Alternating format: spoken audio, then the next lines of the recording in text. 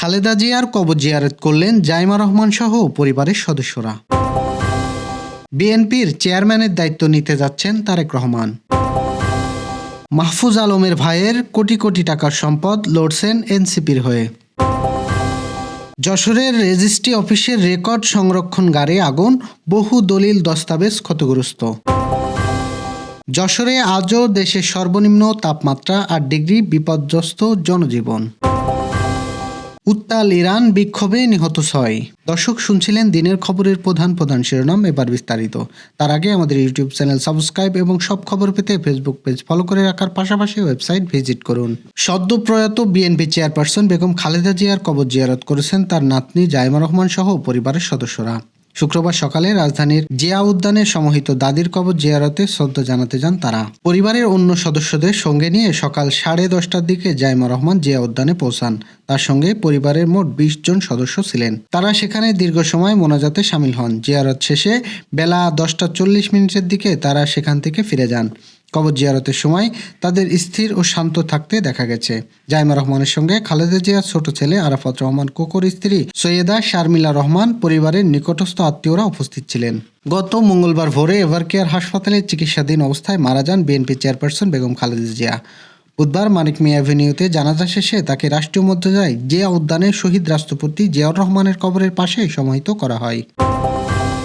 বাংলাদেশের জাতীয়তাবাদী দলের ভারপ্রাপ্ত চেয়ারম্যান তারেক রহমান শীঘ্রই দলটির চেয়ারম্যানের দায়িত্ব গ্রহণ করতে যাচ্ছেন বলে জানা গেছে।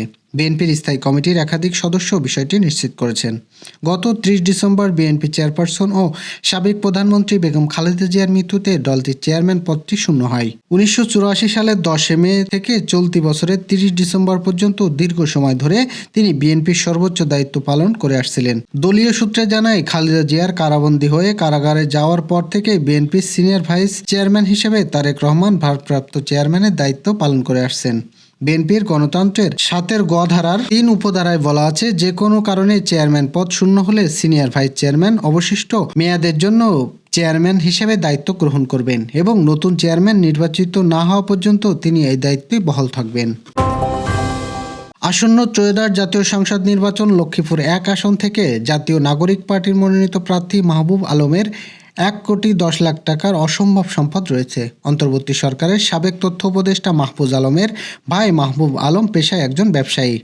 রিটার্নিং কর্মকর্তার কার্যালয়ে জমা দেওয়া নির্বাচনী হলফনামা থেকে তার এই বিপুল সম্পদের তথ্য পাওয়া গেছে। প্রতিবেদনে উল্লেখ করা হয়েছে, গত অর্থবছরে তিনি প্রথমবারের মতো 1,50,000 টাকার আয়কর প্রদান করেছেন এবং তার বার্ষিক আয় দেখানো হয়েছে 15 লাখ টাকা। সম্পদের উৎসের বিষয়ে জানতে চাওয়া হলে গণমাধ্যমকে মাহবুব আলম জানান, তিনি অস্ট্রেলিয়ার অবস্থানকালীন সময়ে কঠোর পরিশ্রমের মাধ্যমে অস্থাবর সম্পত্তি অর্জন করেছেন এবং এ বছরেই তিনি প্রথমবার তার আয়কর রিটার্ন জমা দিয়েছেন। যশোরের সাব রেজিস্ট্রি অফিসের রেকর্ড সংরক্ষণগারে অগ্নিকাণ্ডের ঘটনা ঘটেছে। এতে বহু পুরাতন দলিল দস্তাবেজ ক্ষতিগ্রস্ত হয়েছে। ফায়ার ব্রিগেড কর্মকর্তারা জানিয়েছেন, রাত 9:10 তারা সাব রেজিস্ট্রি অফিসের পশ্চিম দিকে পুরাতন ভবনে আগুন লাগার খবর পান। তারপর থেকে 1 ঘন্টার চেষ্টার পর আগুন পুরোপুরি নিয়ন্ত্রণে আসে।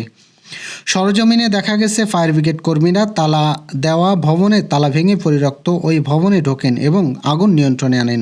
তবে তার আগে অনেক পুরানো রেকর্ড বই পুড়ে যায় এবং দমকলের পানিতে অনেক পুরানো কাগজপত্র ক্ষতিগ্রস্ত হয়। তবে কতটুকু বা কী পরিমাণ ক্ষতি হয়েছে তা নিরূপণ করা সম্ভব হয়নি। সম্পূর্ণ অন্ধকার এই প্রাচীর ভবনে বিভিন্ন ধরনের মাদকের খালি বোতল পড়ে থাকতে দেখা যায়। তবে কিভাবে আগুনের সূত্রপাত ঘটল তা এখনও জানা যায়নি।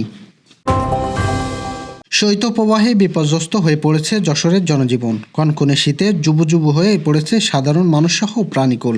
সূর্যের দেখা মিললেও ঠান্ডা বাতাসে হাড় কাঁপিয়ে দিচ্ছে। যশোরে টানা দ্বিতীয় দিনের মতো দেশের সর্বনিম্ন তাপমাত্রা রেকর্ড হয়েছে। শুক্রবার যশোরের সর্বনিম্ন তাপমাত্রা ছিল 8 ডিগ্রি সেলসিয়াস। বৃহস্পতিবারেও যশোরের সর্বনিম্ন 7.8 ডিগ্রি সেলসিয়াস তাপমাত্রা রেকর্ড হয়। সব মিলিয়ে এই মৌসুমে 4 দিন সর্বনিম্ন তাপমাত্রা এই জেলায় রেকর্ড করা হয়েছে। যশোরের বিমান বাহিনীর আবহাওয়া অফিস জানিয়েছেন, শুক্রবার ভোরে সর্বনিম্ন 8 ডিগ্রি সেলসিয়াস তাপমাত্রা রেকর্ড করা হয়। বৃহস্পতিবার এই তাপমাত্রা ছিল 7.8 ডিগ্রি সেলসিয়াস। পরবর্তী 2 দিনের এই তাপমাত্রা দেশের সর্বনিম্ন। এর আগে গত শুক্রবার ও শনিবার দেশের সর্বনিম্ন তাপমাত্রা ছিল যশোরে। শুক্রবার 9 ডিগ্রি সেলসিয়াস এবং শনিবার 8.8 ডিগ্রি সেলসিয়াস তাপমাত্রা রেকর্ড করা হয়।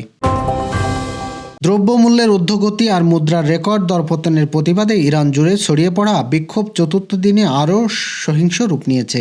এখনও পর্যন্ত অন্তত 6 জন নিহত হয়েছেন বলে জানিয়েছেন দেশটির আধা সরকারি সংবাদ মাধ্যম সংস্থা ফার্স।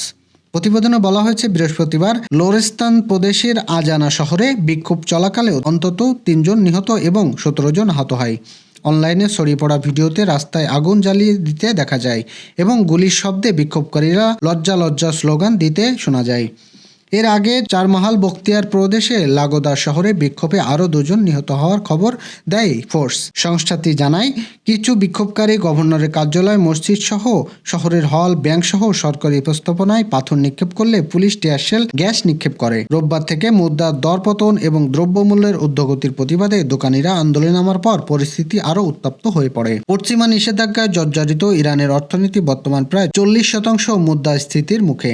এর মধ্যে জুনে ইসরায়েল যুক্তরাষ্ট্রের বিমান হামলায় ইরানের পারমাণবিক অবকাঠামো এবং সামরিক নেতৃত্বের লক্ষ্যবস্তু হওয়ার সংকট আরও গভীর হয়েছে।